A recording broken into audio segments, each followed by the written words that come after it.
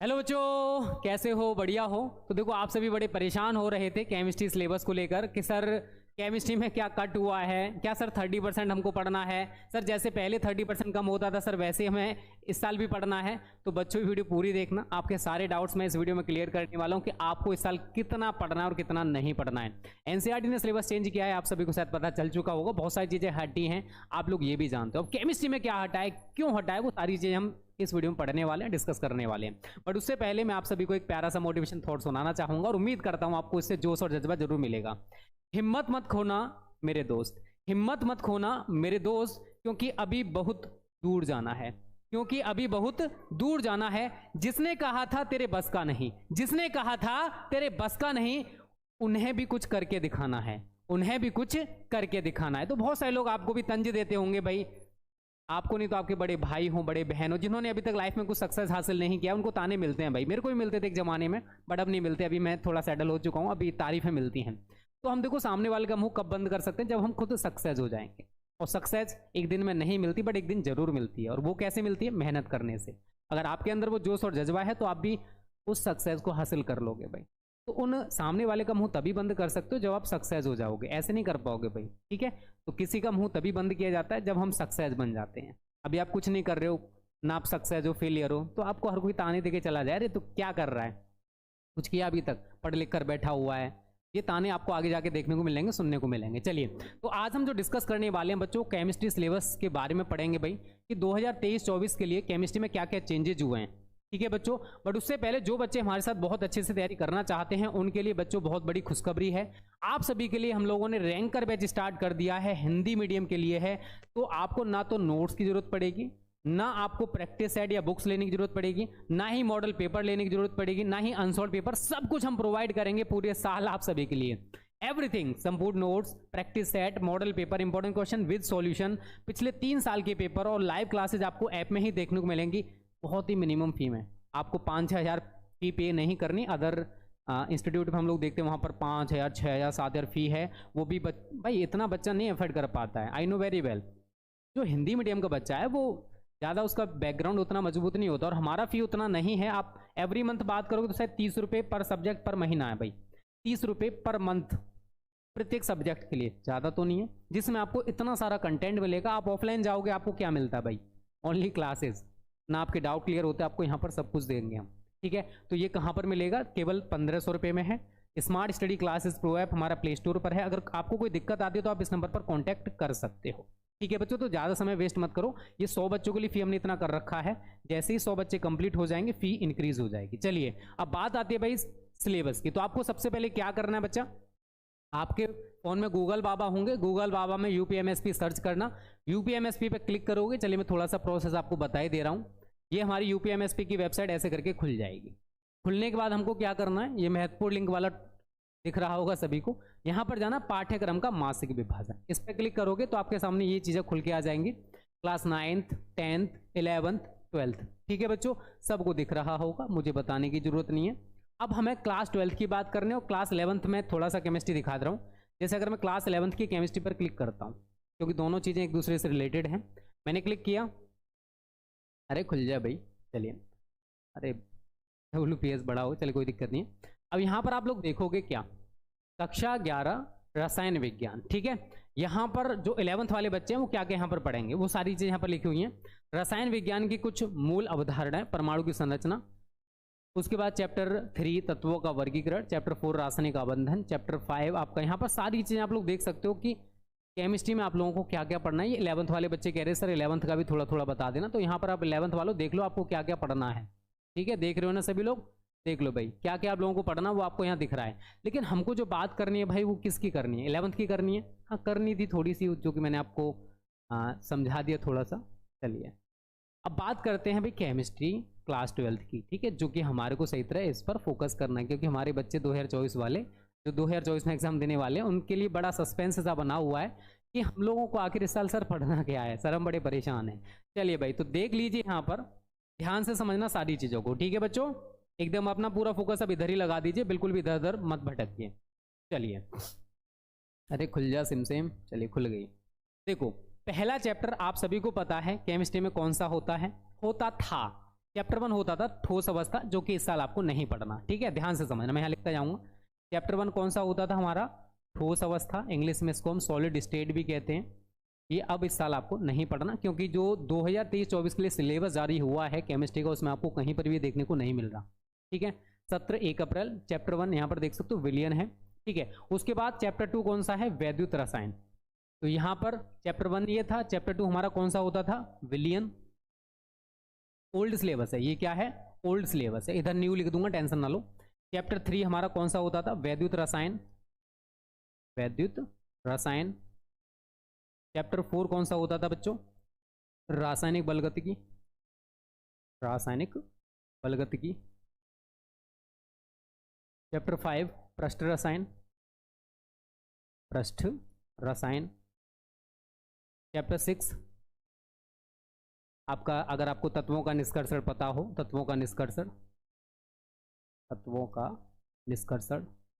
वैसे 2-3 साल से तो आपको ही पढ़ने को नहीं मिल रहा है, निष्कर्षण देख लेना, मैंने थोड़ा ऐसे लिख दिया है। चैप्टर 7 आपका पी ब्लॉक होता था, चैप्टर 7 पी ब्लॉक। चैप्टर 8 आपका डी एवं ए ब्लॉक होता है, डी एवं ए ब्लॉक, ऐसे लिख दे रहा हूँ भाई, जो आपको पता होंगे। चैप्टर 9 आपका उप सह संयोजक यौगिक, उप सह संयोजक यौगिक। चैप्टर 10 आपका हेलो एल्केन तथा हेलो एरिन, बस हेलो एल्केन मैं आपको लिख दे रहा हूँ, हेलो एल्केन, ठीक है। चैप्टर 11 एल्कोहल फिनोल एवं ईथर, तो यहाँ मैं एल्कोहल लिख दे रहा हूँ बच्चा, बस एल्कोहल, स्पेस नहीं मेरे पास, ठीक है। चैप्टर 12 आपका एल्डिहाइड कीटोन एवं कार्बोक्सिलिक अम्ल, तो एल्डिहाइड लिख दे रहा हूँ, एल्डिहाइड। चैप्टर 13 आपका नाइट्रोजन युक्त कार्बनिक यौगिक, तो मैं यहाँ पर नाइट्रोजन लिख दे रहा हूँ। उसके बाद चैप्टर 14 जैवड़ू। अब देखो 30% सिलेबस में क्या होता था, आपके जो 15 और 16 चैप्टर्स हैं वो तो 2 साल से हट ही रहे थे, शायद सभी को पता होगा। चैप्टर 15 आपका बहुलक, और चैप्टर 16 बच्चों आपका दैनिक जीवन में रसायन, शायद सभी को पता होगा यार, दैनिक जीवन में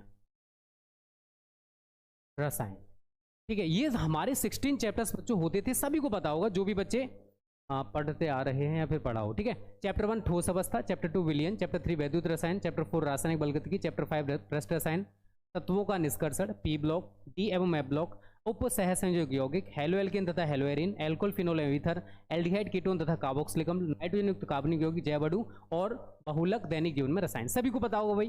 बट इस साल 2023-24 में आपको भाई कौन कौन से पढ़ने हैं? आप लोग इसी को लेकर तो परेशान हो ना। ये तो हमारा ओल्ड सिलेबस है जो मैंने इधर लिखा है, आप स्क्रीनशॉट ले लीजिए, क्योंकि कुछ टाइम बाद ये डस्ट हो जाएगा, ठीक है। अब हमको कौन कौन सा पढ़ना भाई? तो अब आपका ठोस अवस्था गया भाड़ में भाई। चैप्टर 1 कौन सा हो गया आपका? विलियन सॉल्यूशन, जो कि मैं इस टाइम आपको पढ़ा रहा हूं। तो जो बच्चे 2024 में अच्छा स्कोर करना चाहते हैं, चैनल को सब्सक्राइब भी कर लेना, ठीक है, बहुत अच्छे से प्रिपरेशन होने वाली है।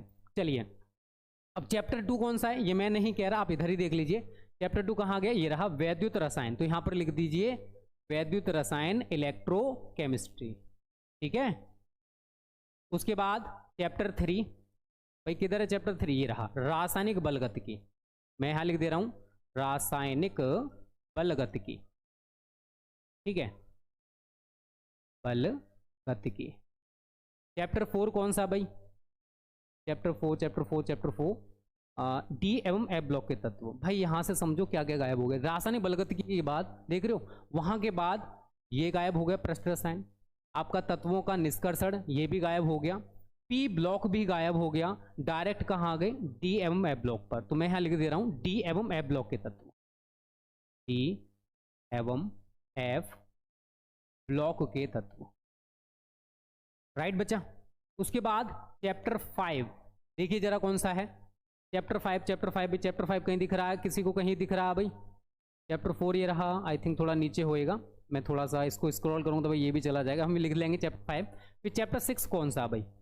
चैप्टर 6 हेलो एल्केन तथा हेलो एरिन, यहाँ उप सह संयोजक यौगिक होगा, यहाँ तक मुझे अंदाजा, उसको नहीं हटाएंगे ये लोग, उप सह संयोजक यौगिक, ठीक है, जितना मुझे भरोसा है। उसके बाद छठा है हेलो एल्केन तथा हेलो एरिन, हेलो एल्केन तथा हेलो एरिन। चलिए, उसके बाद चैप्टर 7 भाई कहाँ है? एल्कोहल फिनोल एवं ईथर। चैप्टर 7 कौन सा है बच्चा? एल्कोहल फिनोल एवं ये तो सारी चीज़ें पढ़नी है इनमें, ठीक है, जितना भी कंटेंट है वो सारा पढ़ना है आपको।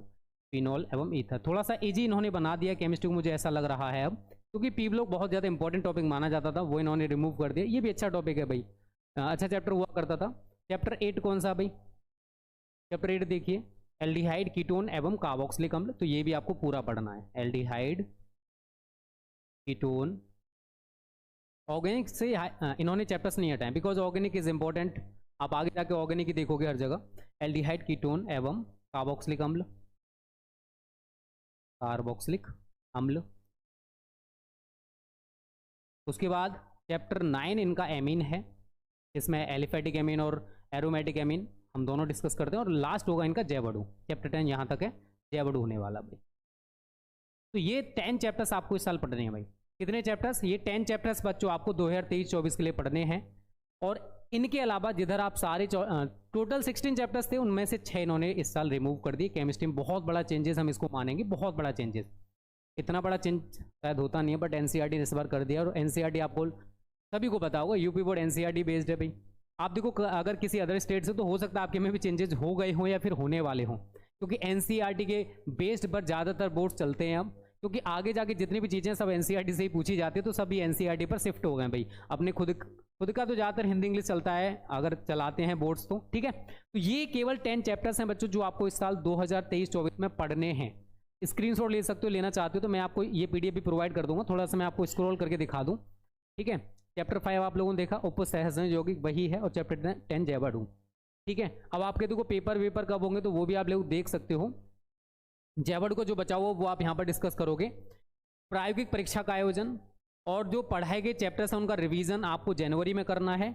और फैब में आप लोग देख सकते हो भाई आपके एग्जाम्स होने वाले हैं, तो जो यूपी बोर्ड के बच्चे हैं ये मान के चलिए कि आपके एग्जाम फरवरी में होंगे, तो उसी हिसाब से आप अपनी तैयारी चालू कर दीजिए। ज़्यादा मत सोचिए, और ज़्यादा देखो जितना ज़्यादा मेहनत करोगे उतना रिजल्ट मिलने वाला है। समय ज़्यादा नहीं बचा हुआ, अब आपके पास दिसंबर तक का टाइम है। जनवरी आपका प्रैक्टिकल्स में चला जाएगा और फैब में आपके एग्जाम्स हैं। और दिसंबर तक अगर हम अप्रैल भी गोली मारी है, अप्रैल को मारी गोली, 8 महीनों का आपके पास टाइम बचा हुआ है। लगा लो यार, मई, जून, जुलाई, अगस्त, सितंबर, अक्टूबर, नवंबर, दिसंबर, 8 महीनों में आपको केमिस्ट्री को तैयार करना भाई। तो ये सिलेबस भी कम मत समझना भाई। 10 चैप्टर बहुत बड़े बड़े हैं, ठीक है, छोटे छोटे चैप्टर्स नहीं है, बड़े बड़े चैप्टर्स हैं। तो आप लोगों को डट के तैयारी करनी है, और ये सिलेबस आपको वेबसाइट पर मिल जाएगा, जैसे मैंने बताया है वैसे आप जाओगे तो आपको वेबसाइट पर ये सिलेबस देखने को मिल जाएगा, ठीक है बच्चों। तो जितने भी डाउट्स थे 30% नहीं भाई, चैप्टर्स हटे भाई। 30% में तो केवल कुछ टॉपिक्स हटते थे, और जो चैप्टर्स हटते थे, जैसे 3 चैप्टर्स तो हट जाते थे 30% में, बट इन्होंने तो 3 चैप्टर और हटा दिए जो कि बहुत ज़्यादा इंपॉर्टेंट माने जाते थे भाई। अब हम क्या कर सकते हैं, आप लोग क्या कर सकते हो? आपको पढ़ना है, हमको पढ़ाना है। अब जो भी चीज़ें ऊपर से भाई फॉलो हमको करनी पड़ेंगी। ओके, चलिए, तो ये वीडियो बच्चों हम यहीं पर समाप्त करेंगे। उम्मीद करता हूँ ये वीडियो आपको अच्छी लगी होगी। और जो बच्चे बहुत अच्छे से प्रिपरेशन करना चाहते हैं, तो मैंने उनको बता ही दिया है, आप लोगों के लिए स्मार्ट स्टडी क्लासेस लेकर आया है बहुत ही ज़्यादा इंपॉर्टेंट चीज़, रैंकर बैच, जिसमें आपको सारी चीज़ें बहुत अच्छे से तैयारी कराई जा रही है। रैंकर बैच का ये टाइम टेबल रहने वाला है बच्चों। यहाँ पर डाउट क्लासेस भी रहेंगे, अगर आपके डाउट्स हैं तो वो भी क्लियर कर सकते हो। फी बहुत ज़्यादा मिनिमम है, जितनी मिनिमम फी में शायद आपको इतना बेस्ट कंटेंट मिले। आप बुक लेने जाओगे उसके लिए भी आपको 700-800 रुपये की बुक आती है, अगर रेफरेंस बुक लेने जाओगे तो यहाँ पर आपको सारा कंटेंट मिलेगा, बुक्स की जरूरत नहीं पड़ेगी, ठीक है बच्चों। तो ये सेशन आपको कैसा लगा कमेंट करके जरूर बताना। अगर कोई भी और डाउट है तो अच्छा लगा है तो अपने दोस्तों को भी अवगत करा देना, भाई तेरे को केमिस्ट्री में इस बार इतना ही पढ़ना है, ठीक है बच्चों। Tata, bye bye, take care.